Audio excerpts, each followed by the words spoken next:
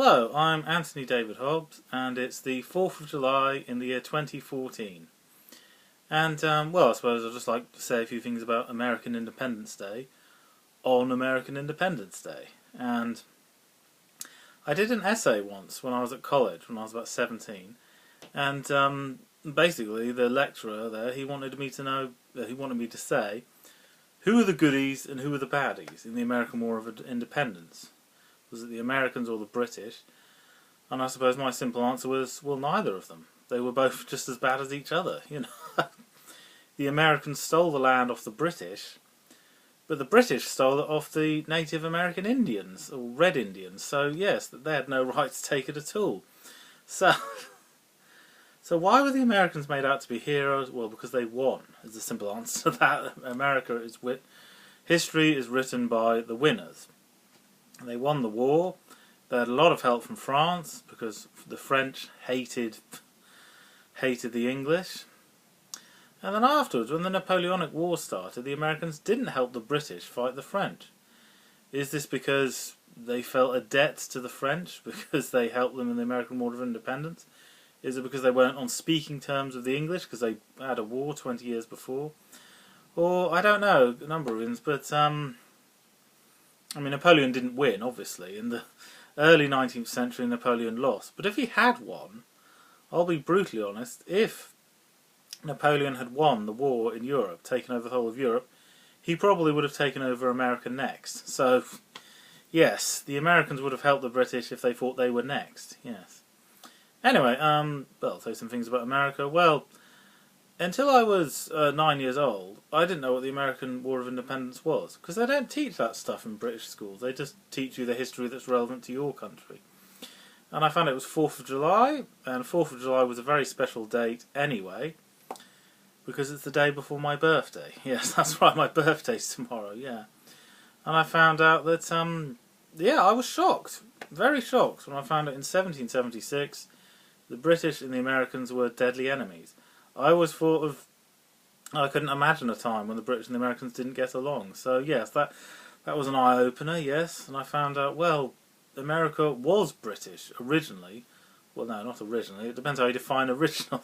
Before the 16th century, it belonged to the Red Indians, yeah. But anyway, the letter of the law, or the letter of European law, said it belonged to the British from the 16th century onwards. And there was originally 13 states, which is why originally it had 13 stars on the American flag. And, oh yeah, in England, I suppose the English equivalent of the 4th of July is the 5th of November.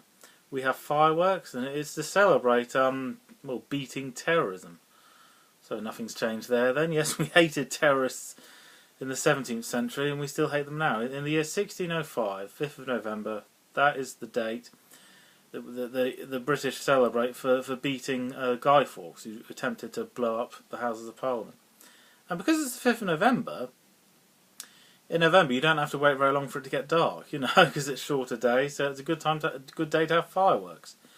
But the 4th of July, you have to wait a very long time. It won't get dark till after 10 o'clock at night, so yes, it's not very good for kids that have to go to bed early. They can't see the fireworks, you know. But you don't choose when a significant day happens. No, it just happens when it happens, doesn't it? You know, you don't know when a significant day is going to be. So how much do I know about the War of Independence? Well, I thought for a long time the war between the British and the Americans was over on 4th of July. I found out more recently, no, it started on that day. It didn't finish, it started on that day. It raged on for 5 years. Eventually, in 1781, then the war was over. So they declared their independence on 4th of July, 1776, but they hadn't actually won the war yet, which is a bit unusual for me. I don't know, you don't celebrate the day a war starts. Surely you should celebrate the day the war ends, because, you know, the only good thing about war is that it stops, you know.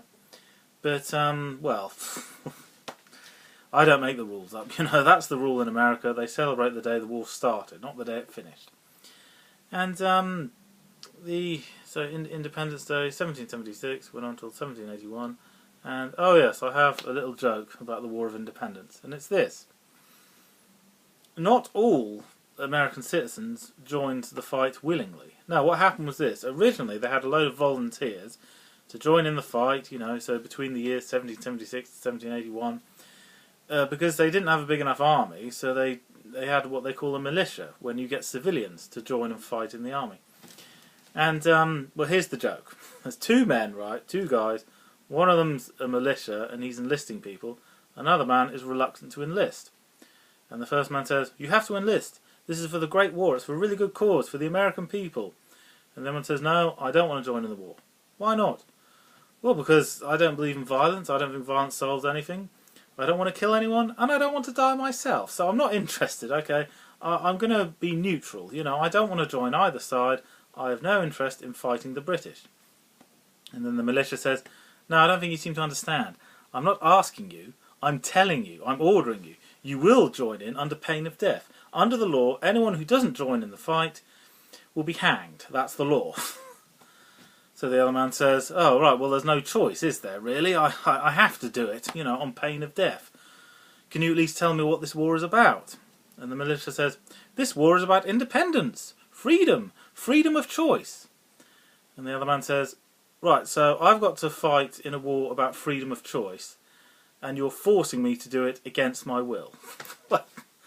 That makes perfect sense, doesn't it, But then, of course, sadly, the War of Independence is not unique. There's been a lot of wars like that.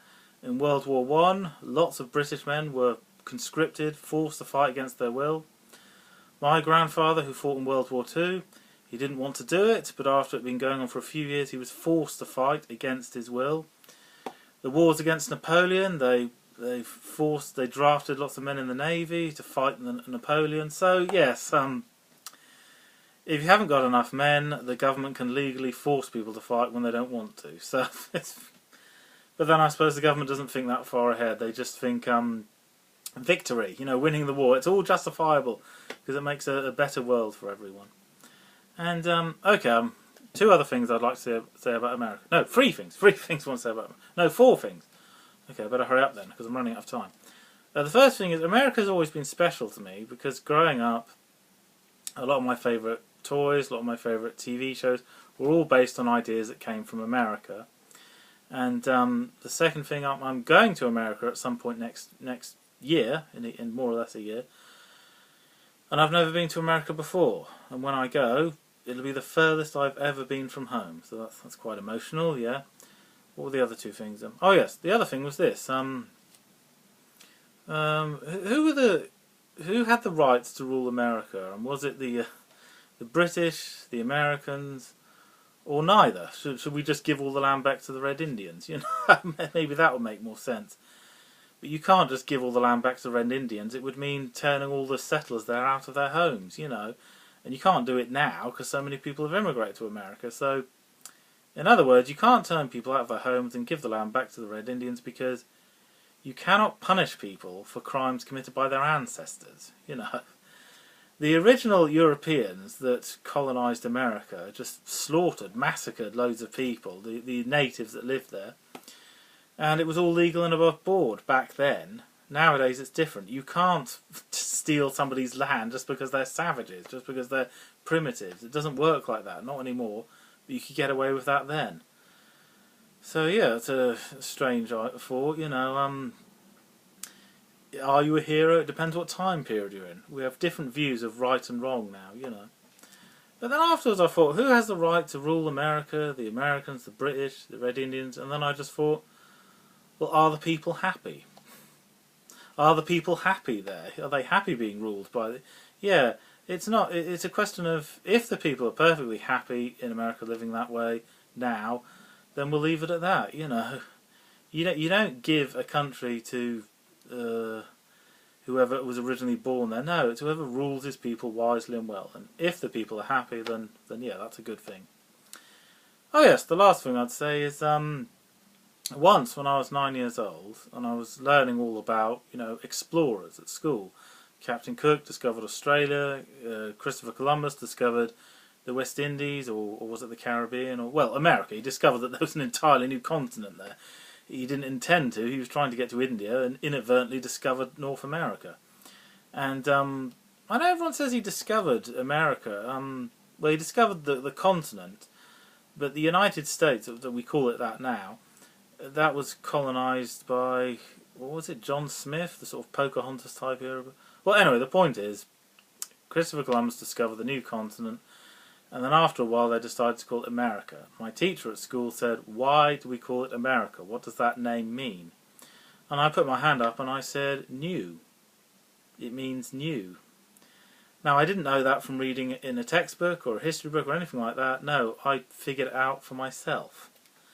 I thought it kind of makes sense because, you know, this was an amazing, spectacular discovery. Before 1492, it was the whole of the Western world was blissfully unaware of it, you know, and the Eastern world, the world as we know it, was unaware this place existed. So my guess was absolutely right. It means new, and another name for America is the New World.